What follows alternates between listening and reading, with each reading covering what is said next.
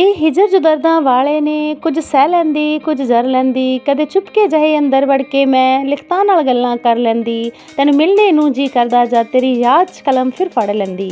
ਤੇਰੀਆਂ ਯਾਦਾਂ ਜਦ ਵੀ ਫੋਲਦੀਆਂ, ਸਮਾਂ ਫਿਰ ਤੋਂ ਉਹੀ ਟੋਲਦੀਆਂ।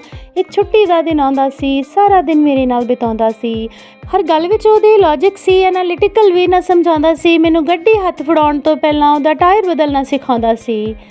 ਮੇਰੇ ਸਿਰ 'ਤੇ ਹਰ ਇੱਕ ਆਉਣ ਵਾਲਾ ਦੁੱਖ ਉਹਨੇ ਆਉਣ ਤੋਂ ਪਹਿਲਾਂ ਟਾਲਿਆ ਏ। ਹਰ ਨਿੱਕੀ ਨਿੱਕੀ ਗੱਲ ਉੱਤੇ ਉਹਨੇ ਮੈਨੂੰ ਬਹੁਤ ਹੀ ਤਾੜਿਆ ਏ।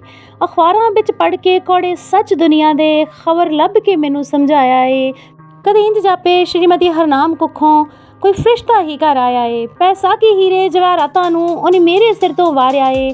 ਰੋਂਦੀ ਤੋਂ ਦੱਸਿਆ ਜਾਵੇ ਨਾ ਮੈਨੂੰ ਕਿੰਜ ਬਾਪੂ ਨੇ ਪਾਲਿਆ ਏ। ਤੇਰੇ ਦਿੱਤੇ ਹੋਏ ਸੰਸਕਾਰਾਂ ਨੂੰ ਮੈਂ ਕਦੇ ਵੀ ਦਿਲੋਂ ਵਿਸਾਰਦੀ ਨਹੀਂ। ਤੂੰ ਫਿਕਰ ਕਰੀ ਨਾ ਬਾਪੂ ਕਦੇ, ਤੇਰੀ ਲਾਡੋ ਧੀ ਮੁਸ਼ਕਲਾਂ ਤੋਂ ਹਾਰਦੀ ਨਹੀਂ। ਤੇਰੀ ਲਾਡੋ ਧੀ ਮੁਸ਼ਕਲਾਂ ਤੋਂ ਹਾਰਦੀ ਨਹੀਂ।